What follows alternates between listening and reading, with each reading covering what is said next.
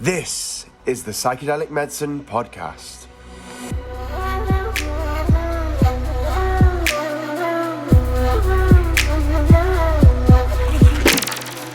Hello and welcome to the next episode of the Psychedelic Medicine Podcast. I'm Dr. Lynn Marie Morsky, your guide on this journey, and today we're going to be discussing psychedelic-assisted EMDR therapy with Hannah Raine-Smith and Jocelyn Rose. Hannah is an integrative psychotherapist and independent researcher specializing in psychedelic integration using EMDR therapy. Jocelyn is a psychedelic therapist working in clinical research who uses EMDR as a psychedelic preparation and integration tool when working in private practice. Their collaboration explores the unfolding potential of EMDR as a trauma-focused, scalable psychedelic-assisted therapy. Well, as a person who has done EMDR once or twice before, I am very excited to hear this conversation. But before we get to it, just a reminder that the Psychedelic Medicine Podcast is for educational and informational purposes only. Nothing here is to be construed as medical or legal advice. And always, as a reminder, if you are a clinician and you would like to learn more about psychedelics, and by the way, if you are a clinician of the counseling variety as well, of the psychotherapist variety, in addition to prescribers, nurse practitioners, all of the above, please head over and check out the Psychedelic Medicine Association. It is our mission to get you up to speed and feeling comfortable enough to discuss psychedelic medicines with your patients when appropriate. You can find the Psychedelic Medicine Association at psychedelicmedicineassociation.org. Now, without further ado, thank you so much for joining us today, Jocelyn and Hannah. Hi, it's lovely to be here. Great to be here. I'm very much looking forward to this. To my American listeners, you're welcome for these two very cool British voices we get to listen to for the next hour or so. That it could be 30 minutes. I don't know. I'm just guessing. Anyway, I'm very excited to have you both on. I would love to hear either of you tell us how you both got started thinking about combining psychedelic-assisted therapy with EMDR. So I think initially it was after I'd finished my EMDR training, it was I was getting an influx of people who'd had adverse reactions to psychedelics, so PTSD in effect. So, and that matches with EMDR. Obviously, that was originally what it was originally designed for or developed for. Although over the years it's kind of been developed to work with lots of different presentations. But so yeah, initially it was just realizing that it can be used to integrate and stabilize people coming into private practice who have been really dysregulated by psychedelic experiences and maybe have gone into it unprepared. And I think then we've kind of expanded it from there through meeting at the Institute of Psychedelic Therapy. We're looking at the way they're doing it in the studies and things, and using the preparation phases of EMDR to help with preparation, so to avoid people being destabilized and having to come in with PTSD, so they can kind of prepare properly and integrate properly using EMDR. I came to use psychedelics with EMDR in a similar way to Hannah. And just to add to what she's already shared, I found both of the modalities to be really helpful in my own healing journey. And so it made perfect sense for me to combine them in my clinical practice. And we took what worked for us and then added to it our clinical trainings, and then more recently we've been working together as independent researchers to refine and develop our ideas and really kind of develop it that extra step. And before we go any further, how about we explain to the listeners who might not know what EMDR is? So EMDR is an innovative trauma-focused therapy. It utilises the natural healing abilities of our bodies. Essentially, in EMDR therapy, a disturbing memory, an event, or maybe even a flashback from a psychedelic experience will be identified. And then repeated sets of eye movements across the visual field will be used to reprocess these experiences along with their faulty cognition. So it's similar to the eye movements that happen during REM state sleep and dreaming. Essentially, eye movements tax working memory, which allows emotions to be properly felt. And once they've been fully expressed, the memories tend to change in a way that they lose their painful intensity and they become more neutral, like an event in the past. So that happens not only to the main event, but also to other associated memories. And so these may heal at the same time. And this linking of related memories can lead to a dramatic improvement in many aspects of a person's life. So that's how EMDR is used to treat psychopathology. And it seems that the bilateral stimulation of the brain induces an altered state of consciousness. Like with indigenous shamanic practices, EMDR uses simple rhythms to alter consciousness. So EMDR is like an ancient healing mechanism that's been adapted to treat the modern soul. It's based on a model of healing called the adaptive information processing hypothesis. So maladaptively stored memories of trauma create obstacles in processing information, and these blockages affect the cortex and then adversely affect our emotions and our behaviour. So when we reprocess these memories using bilateral stimulation of the brain, you start thinking and feeling differently about the same events.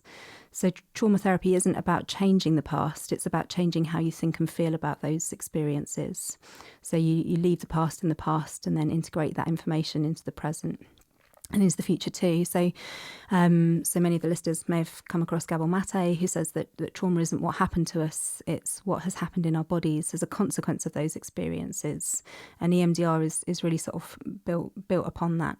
And it was set on the foundations of the pioneering work of Francine Shapiro, who developed EMDR as a treatment in the late 80s and early 90s. It was originally developed as a treatment for PTSD, but as we move towards a trans-diagnostic view of mental health, where we start to understand people's emotions and behaviours as an understandable reaction to what's happened to them, EMDR becomes a useful treatment for other psychological presentations as well. So also just to mention, EMDR is one of the few empirically validated psychotherapies. So we've been working alongside this evidence-based standard protocol and then adapting it and further developing it as a tool for psychedelic preparation and integration therapy, and even taking it a step further now to see how it could be brought into the medicine sessions during a psychedelic dose. We'd like to speak a little bit more about that in due course. Absolutely. And Hannah, we'll go back to you. Can you describe to people, because as a person, like I said, I have done EMDR, and so I know what it is like to be in the session. But can you describe a little bit about, Jocelyn mentioned the bilateral brain stimulation. What does that actually look like when you are in the EMDR session? So I work 100% online, which before the pandemic was a little bit out there, I think, but now it's more normal. So I use an online platform where you have bilateral stimulation as a dot that you follow on the screen, and I use sound as well in the headphones. So I get we work out using the AIP model, which is the adaptive information processing model. We work out which memories we think are linked to the presenting issues. Say it's with standard PTSD, and there's an event that's happened. I get the person to connect with the event, thought, feeling and sensation that goes with it, and then add the bilateral stimulation. It just lets the brain in a calm environment process information that the brain was too dysregulated to process at the time, because we're working with this idea that when the limbic system's really dysregulated and it kicks in, the frontal lobe stops processing the information properly, so it's not encoding it in a cohesive format. It's kind of stored in a fragmented format with all the sensory information there, the thought, the feeling, the sensation. The somatic response is kind of stored in a state specific format. So when you think about a trauma memory, it's in first person. You think about it as if you're there, you feel it in your body as if it's still happening, whereas a memory can be traumatic, but if it's stored properly, it'll be third person and it's a narrative. It's like long-term properly stored memory is this happened, then this happened, then this happened. It was scary, but it's over. I'm safe now. So it's that kind of perspective. So through using the eye movements or tapping, Joss uses tapping and eye movements a bit more now, don't you, Joss? But gradually you'll shift out of first person and it will kind of be the somatic response will dampen down and it will just be the story rather than with all the other somatic things going on. So when we use the scale called the subjective unit of distress, so it's SUDS. I don't know if you've come across that before. It's a scale out of 10. So 0 being no emotional somatic response, 10 being the strongest response you could have. And when it gets to 0, that's when 0 or 1 is deemed that the memory is processed enough and is fully kind of all integrated, basically. So yeah, hopefully that makes sense. I don't know, I just went off on there. Yeah, no, absolutely. And thank you for describing that there both is the I version where you're looking back and forth or hearing sounds back and forth, and how Jocelyn also does the tapping. I had done the tapping because I kept saying, I can't go inward if my eyes are open. So I couldn't like look at a thing. And so she was tapping on I think she was tapping on my knees back and forth, was doing that. I get people to visualize it with the sound. So you have clicks on, and then so you get the rhythm. So one thing they think is going on, we might be kind of simulating the slow wave REM sleep kind of cycle, and the frequencies, the waves going across the brain of the resting state network frequencies. So I start it off with your eyes closed with the clicks, visualize it, and then add the eye movements, and that really just gets the processing going. So there's different ways to do it, but I find that's the most effective in my practice. But very nice. Yeah, go ahead. I was just going to say, one of the things that is quite useful with the taps is that it can actually be taken into the psychedelic dosing session. And so I've had experience working in the Netherlands where, people start getting kind of blocking belief or looping as they're kind of going into like a difficult aspect of the psychedelic journey. And you can use the taps to kind of, really kind of allow an enhanced processing through those difficult transient moments. And so one of the ways that potentially EMDR could be useful is if there are kind of defense mechanisms or resistance that comes up in the journey, that could be a facilitative mechanism to flush that through. Oh, I like that very much. I did not know there was any way to stop looping, so that or to facilitate maybe the end. So I think that is a very useful. This is a research point. Yeah, really interesting. I love that. I love that very much. Definitely if you not to terrify people, but it is one of the most negative side effects I've ever had of a journey. So I love to hear that is being addressed. So going back to your paper, I saw that you mentioned that a key reason for combining these two therapies, EMDR and psychedelic treatment, is that they both promote neuroplasticity. Could you talk a little bit about that, please? Okay, so as we mentioned, EMDR helps us to think and feel differently about previous experiences. So this is neuroplasticity. But from our experiences of doing EMDR with people who have had psychedelics, we recognise that some of the resistance that would normally be present in an EMDR session is diminished when someone's had a recent psychedelic experience. There can also be enhanced resourcing experiences. So if someone's had an encounter with numinous or religious content whilst on psychedelics, this can be used as a resource to then further support a sense of safety during processing sessions. We've also found that people process really quickly with EMDR after they've had psychedelics. So, for example, I've been working with people who have been accessing legal ketamine therapy here in the UK, and they're going through so much content in a single EMDR session after they've had a ketamine dose. So we're wondering whether we're tapping into the window of enhanced neuroplasticity that comes after ketamine treatments, and then that's being used to support and enhance EMDR therapy. So that's an example of how we are adapting our work to get as much processing done with people as possible, really front-loading the therapy to make the most of the neuroplastic window while it's still open. And that's true for other substances too, but each substance seems to work in a different way, so we're just adapting our approach accordingly.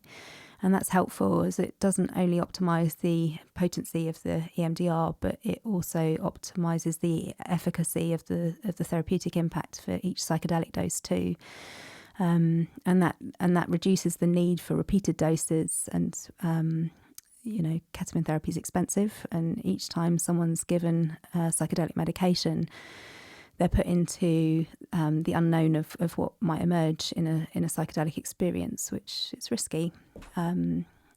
So what we're trying to do with EMDR therapy is to enhance the therapeutic impact of every dose, really making the most of each integration so that people don't need to have as many medicine dosing sessions. And less treatment is financially but also environmentally more sustainable. Yeah, we think, albeit this is still untested, EMDR affects the same neural pathways as psychedelics do in the brain. So the 5-HT system or serotonin system, EMDR has been scientifically shown with MRI studies to shown to downregulate the default mode network in the same way that psychedelics do. And during the downregulation phases, what seems to be happening is a hyperplastic brain state allows for very rapid learning experiences. And the same thing happens during REM state sleep and dreaming. And research has shown that EMDR taps into the same mechanisms as REM. It's like adding the healing benefits of dreaming whilst on psychedelics, but being more in control of what gets reprocessed. And as many psychedelics are stimulants, it's hard to do psychedelic therapy, and it's impossible to do normal therapy whilst someone is asleep. But with EMDR, you get the enhanced processing benefits of those processing dream states. Plus, there's a whole toolkit of EMDR safety utensils that can be deployed to help people out if they get a bit stuck. Again, more research is needed, particularly around EMDR specifically, but researchers at Imperial College in London and at University College San Francisco are researching into sleep states and psychedelics and fixed pathways of thinking that are synonymous with psychopathology. And they've developed something called the Rubus model that details how these hyperplastic brain states might facilitate processing and how this could contribute to an understanding of the neuroplastic effects of these compounds. And entropic brain states, such as those seen during psychedelics and EMDR, seem to facilitate large-scale changes in neural wiring. So EMDR is... It seems to kind of enhance or match that, and it's a protocolized therapy that activates these similar pathways. So what Hannah and I are really interested in is how this therapy might be used as an adjunct to psychedelic therapy to support the structural and functional changes that are needed. But just to point out, this is really cutting-edge stuff that we're working towards. And obviously, it takes time to build an empirical evidence base to support what we believe to be happening. And much of this is yet untested and unknown. Alongside this, we're also interested in microdosing and using psycholytic doses with EMDR to optimise the neuroplastic potential of these medicines. Of course, though, it's really important to really highlight here that more research is needed, and much of this is untested. And some of this is what we're exploring in our collaboration together, and also what we've been experiencing in our clinical practice. Very nice. In your paper, there was something else that I saw that this is such a small point that you made, but I love whenever I see something that addresses something that previously does not have a lot of information with it. And I see that you all had made a hypothesis about the possible origins of hallucinogen persisting perception disorder, otherwise known as HPPD, which is a disorder, as you've described it here in the paper, a non-psychotic disorder where an individual experiences visual hallucinations that persist after the use of any drug, including psychedelics. And, a lot of times I hear people describe it as kind of like visual snow, or they'll see certain like kind of lights or halos or different things. And then you described how you described the AIP perspective, which, as you said earlier, is adaptive information processing. But can you describe how you think that HPPD may be conceptualized in those regards? Because I think at this point we're not sure what causes it, but I like that you all have a hypothesis. It's a little bit controversial, this one, but we think from an AIP perspective that it is basically a version of PTSD. So if say something quite dysregulating emerges during a psychedelic trip, and that someone becomes very dysregulated, they start encoding the trip in a dysfunctional way. So the memory of the trip is stored in a maladaptive manner, with the visual part, the somatic part, and the visual part, because you have the psychedelic imagery and stuff. I mean, I'm not sure specifically about the snow, to be honest with you. But I mean, my sense is, because I have worked with people I'm getting a lot of young clients, for example, who are, so they say they're on LSD or something like that, and then they have some it's like synthetic cannabinoid vape by accident, or NOS balloon, nitrous oxide or something like that, and then they go into, because of whatever the cannabinoid thing does to your brain, they've just gone completely default mode network offline, I think, and then they're so dysregulated by that, whatever's encoded. I've had them where they have a thing where if they get stressed after the trip, way after it, it'll kind of go to the same sort of juttery imagery of when they were in the trip, so it's almost like it's a visual flashback of the trip, it seems like. But there's the somatic responses and stuff there as well. But I mean, it's fairly anecdotal, this, but it makes sense from our trauma perspective that it is maladaptive encoding. I don't know. Just want to kind of add to that as well, Han. Done some beautiful work with some psychedelic pensioners. So people who have had difficult experiences back in the late 1960s on LSD, and for many years have had kind of flashback images, HPPD-like symptoms connected to that. And thinking about it from the AIP model, very often what seems to be happening during psychedelic reactivations is that some sort of faulty or maladaptively stored memory from earlier childhood experiences, which hasn't been properly coded and processed, is getting reactivated in the psychedelic experience.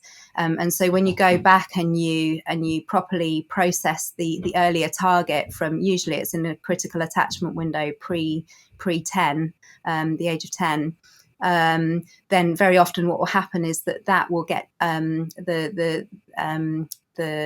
will generalize out to the psychedelic content, and you can then process that according to what is known in EMDR as the three-pronged approach. So that's the past, the present, and the future. And we kind of add the psychedelic into that in terms of present content or past content, depending on how old that is. And just noticing, I guess, the change in the perception of the psychedelic content, so the difficult experience, but also the reactivations drastically reducing as well. So yeah, kind of thinking about how that looks in terms of treatment. Even people who have perhaps had psychedelic experiences 55 years ago seem to be getting something out of using EMDR as an integration therapy. Oh, I very much love to hear that. Thank you for sharing that. And that's hopefully very informative for some of our listeners.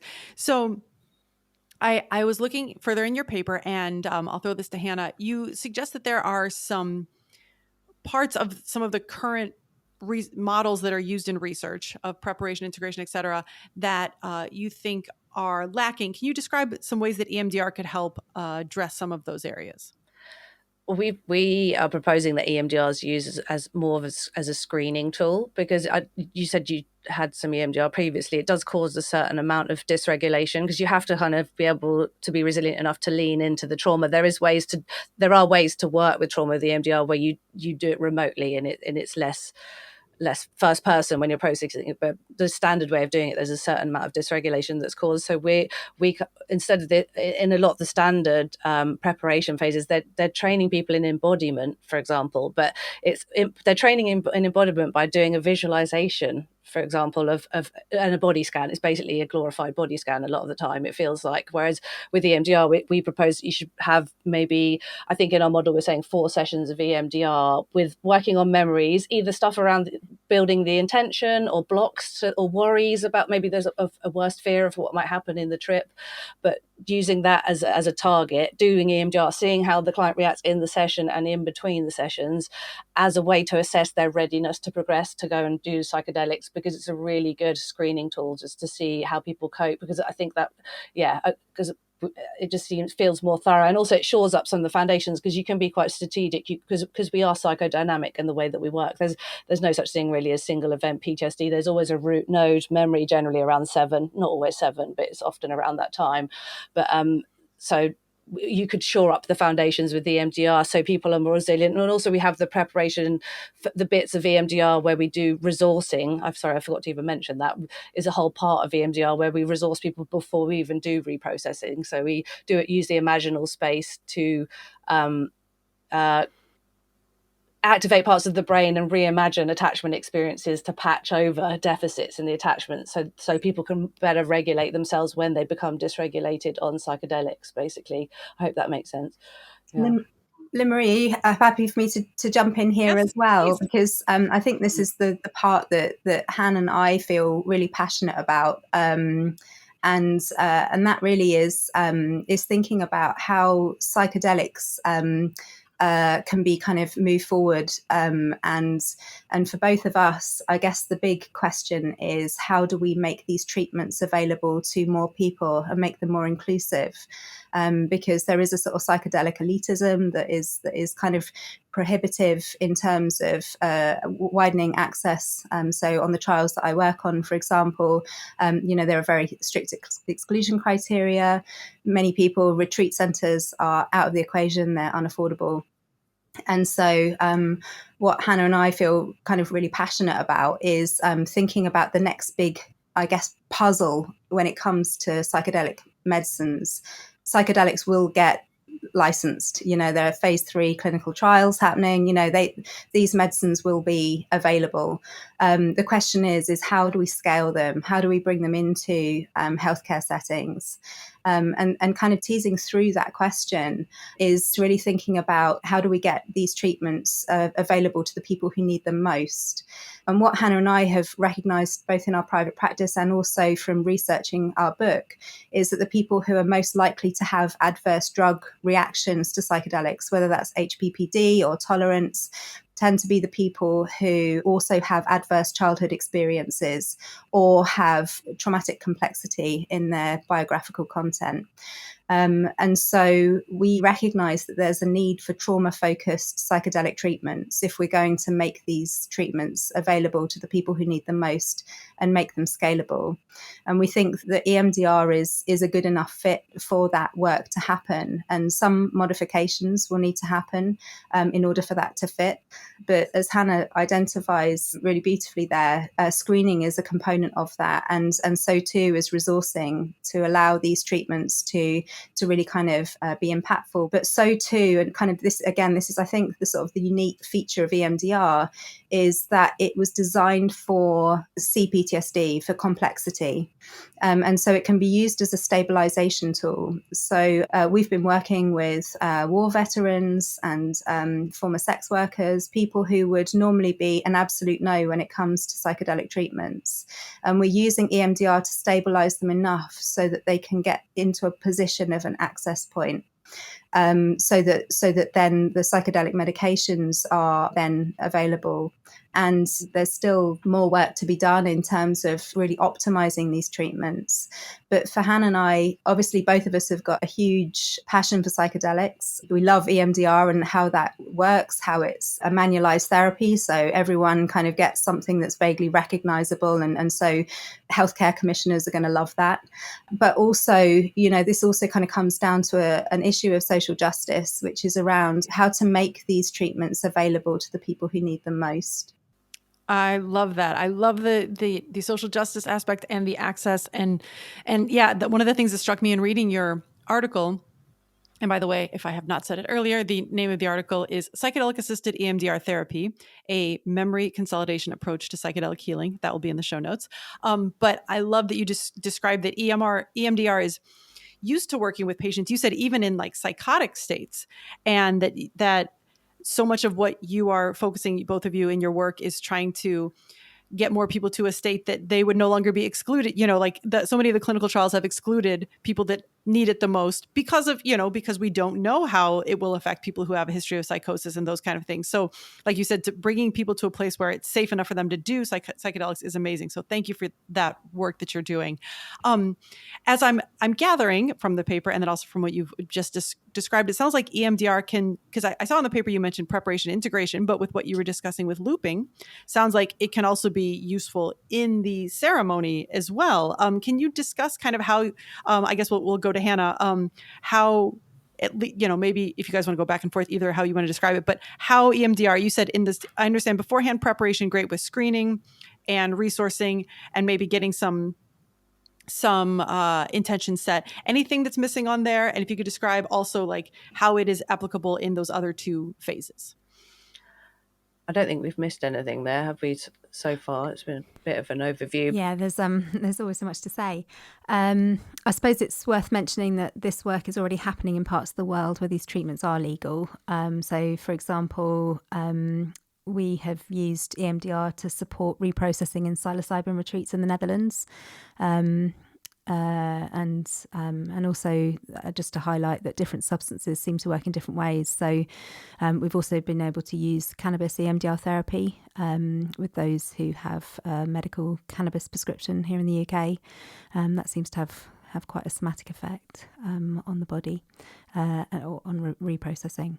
Ketamine EMDR therapy is already happening with our colleagues based in the US, and they say that it's a good fit because of the enhanced neuroplastic effects produced by low-dose ketamine. It's also been interesting to hear about underground EMDR psychedelic therapy too. You did some interviews with people. Did you want to talk about that?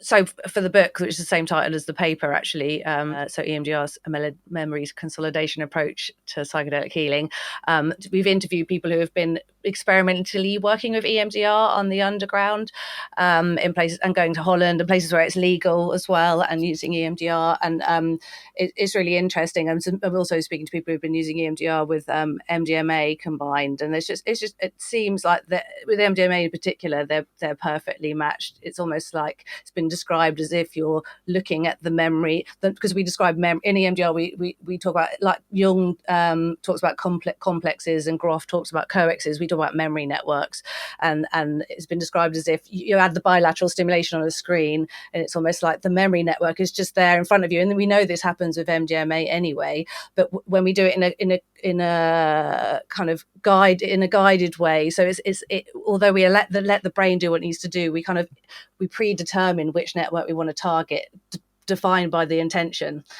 We kind of hone it down a bit more using the AIP model. So the intention would be linked to the memory network, and then occasionally the therapist would bring the person back to the intention, which would activate the memory network, and you'd see what the bodily response is. If there's anything still there, if the SUDS are still over 0 or 1, when you either go to the memory that's come up or the cognition, the positive cognition, if it still doesn't sit quite right, it goes straight back into the memory network and lets the processing happen. So you can kind of keep it more focused on the intention, because what we're noticing is we all talk about intentions from the 60s research and everything, but actually in the research they're really not revisited. They're not really used. It's almost like a token gesture using the intention, but actually what we're doing, because in EMDR we use a negative cognition which is linked to the memory network, and we're just flipping the negative cognition to the positive cognition, which is the positive intention, and then using that to guide the work during the psycholytic EMDR work, basically. So just to keep it focused rather than letting it go all over the place, if someone just to use the intention in a controlled way,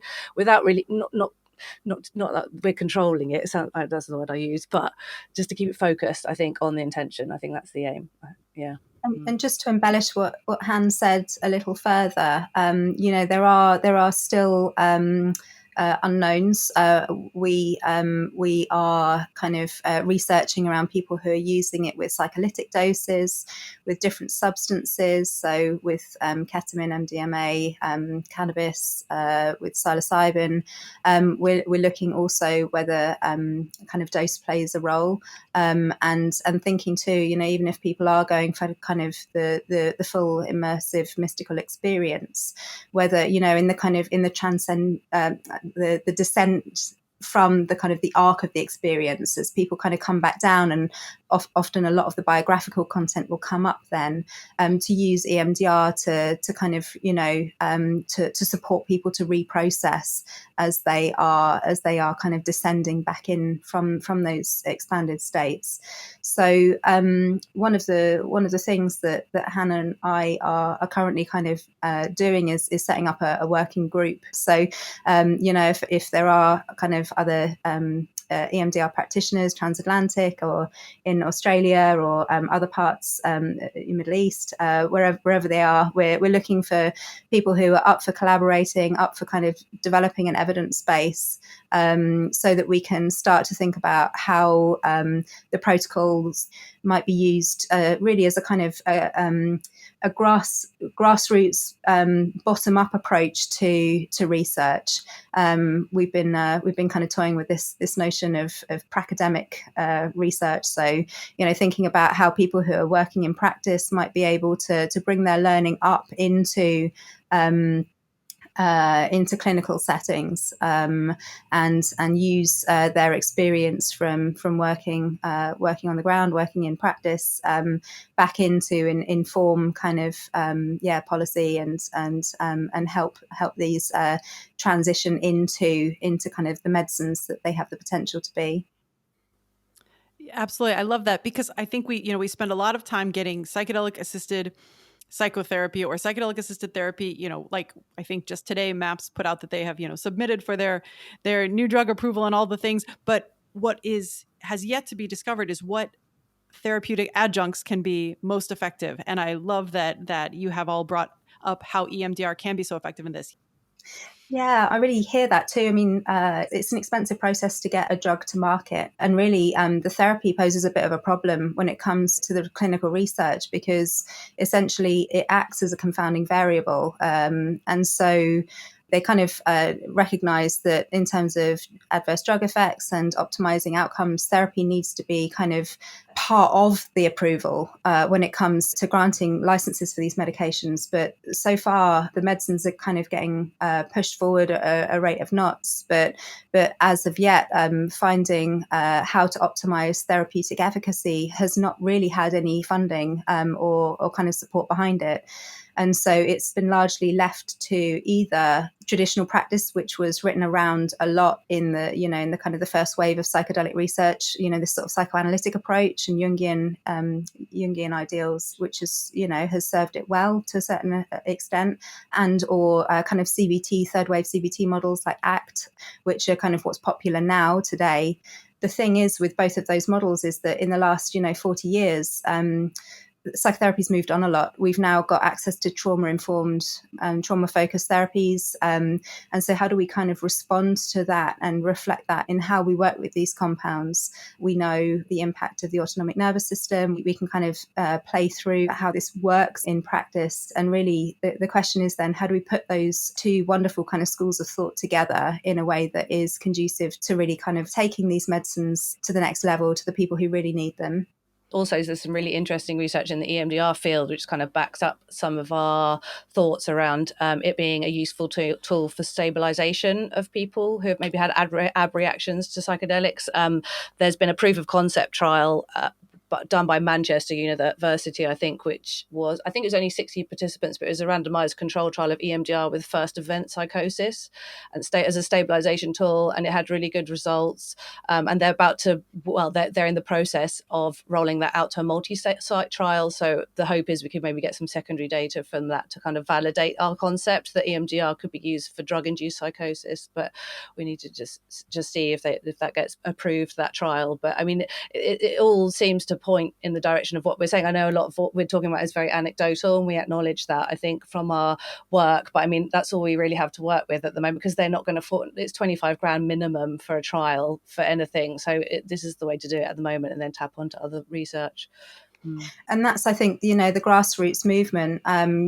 This does need a sort of bottom-up approach. What's already happening in practice, what is good practice, what are practitioners finding is working, and then building onto that an evidence base. And really, I mean, my collaboration with Hannah is kind of testament to the kind of the work or the potential that's possible through these grassroots movements. We met some time ago, and we've just been kind of geeking out about psychedelic assisted EMDR therapy ever since. And everything that we've done is built upon, the kind of the idea that collaboration is the stuff of growth, and just kind of being supportive of one another's ideas and giving each other the confidence to kind of speak more openly about what we were both already doing independently.